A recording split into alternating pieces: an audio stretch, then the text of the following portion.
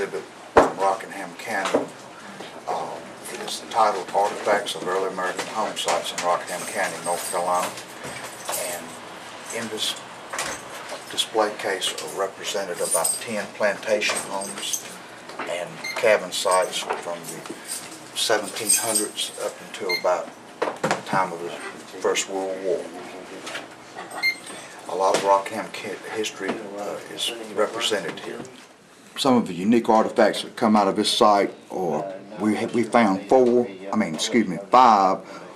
of 1812 Regiment 1 artillery buttons. 2 of those buttons are on the bottom part of the display case. They got a script A, which represents artillery, and there are flat buttons. Flat buttons for military and civilian both were made up to about 1840. So you can get a good shot of that.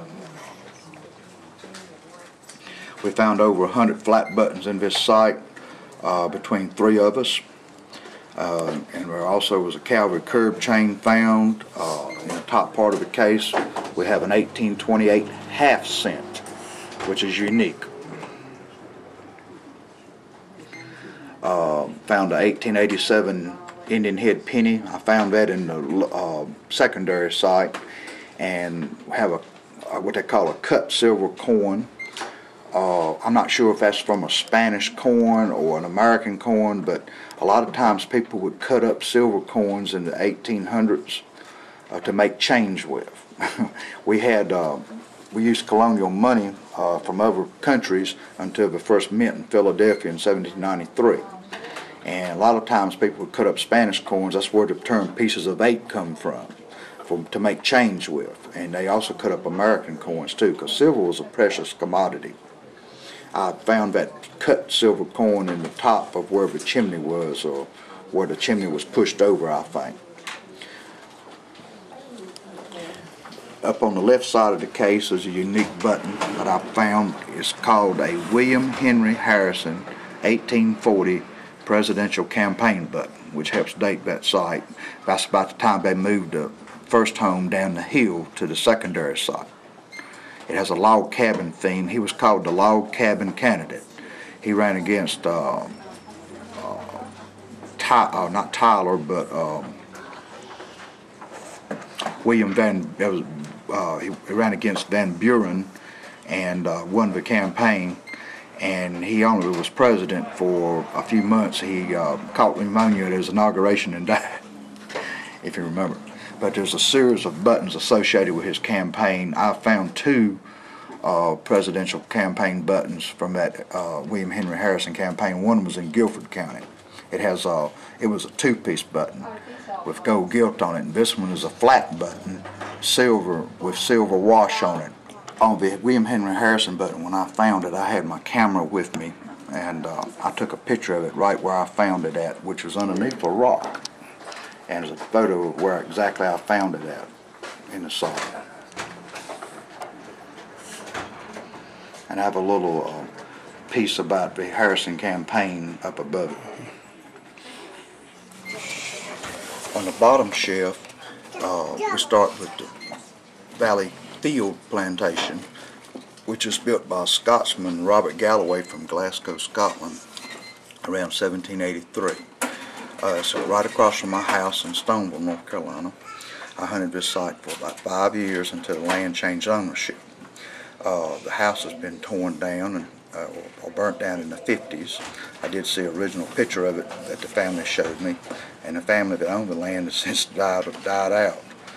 But they grew up in the house when they were children.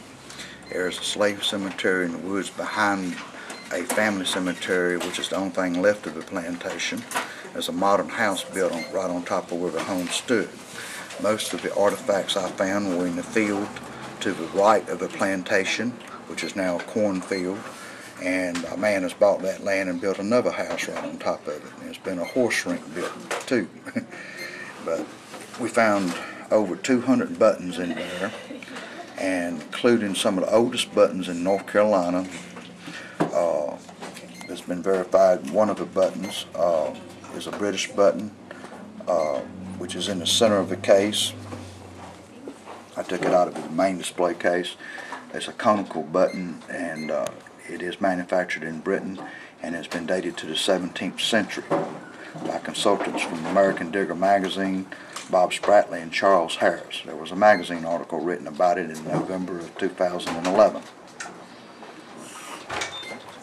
It's a unique button.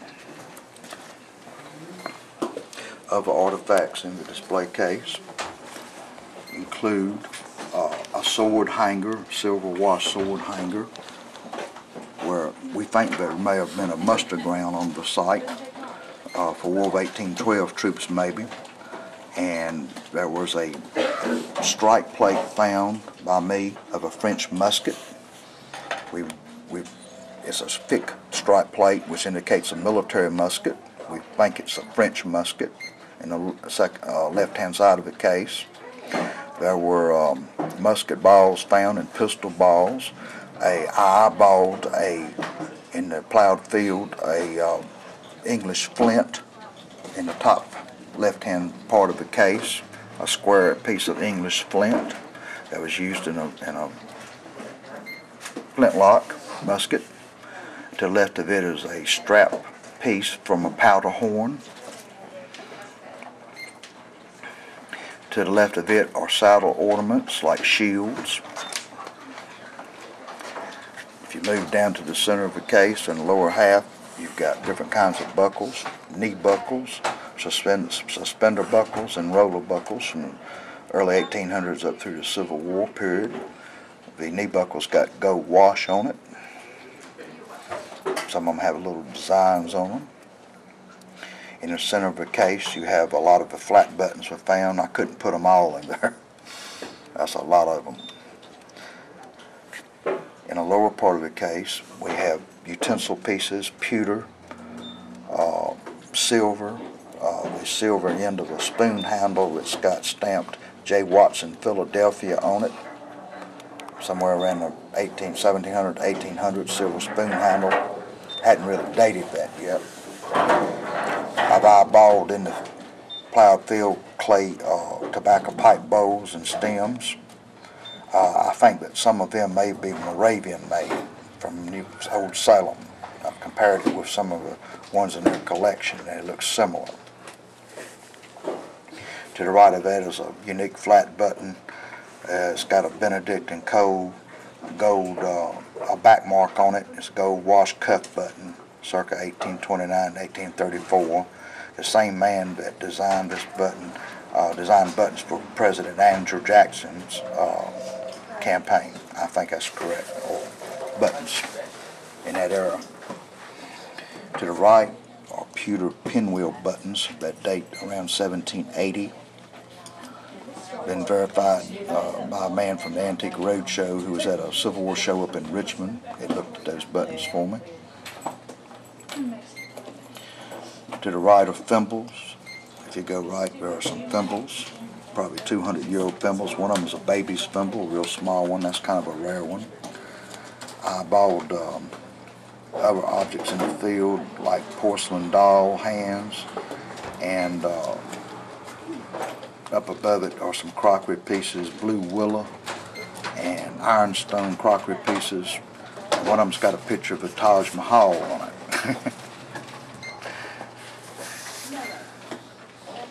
If you go up in the bottom of the case, you got an umbrella ring. That's a common feature around home sites. They used a lot of parasols in the 1800s. Going up the case, you've got doorknobs, drawer knobs, and you got a furniture escutcheon plate, the batwing type of plate from a Chippendale dresser. To the left of it is we think it may be a early American pewter inkwell, and I'm not sure. Some objects, it's hard to determine what they are. If you go up the case one more space, there are two rings from the 1700s or 18th century. They are made out of brass, and they have a neoclassic design on them which helps date them to that era. Some were made somewhere around the time of King George III, I think. probably brought over here from Scotland. And there's parts of the colonial shoe buckles in the upper right hand corner, and a early American brass boot tap, probably dates to the Civil War period. On the wall, I've done a lot of research on this plantation.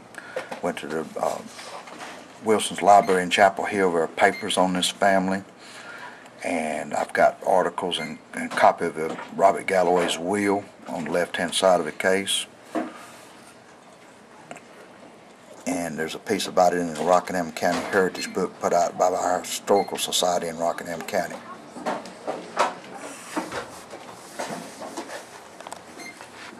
Well, this concludes the exhibit I have on Rockingham County's early American home sites. Hopefully this gives a perspective to the people of Rockingham County about their own history and how artifacts relate to it. Over time, it represents different periods in our U.S. history, also from the French and Indian War on up to World War I, so people can understand why history is important to this state. Thank you.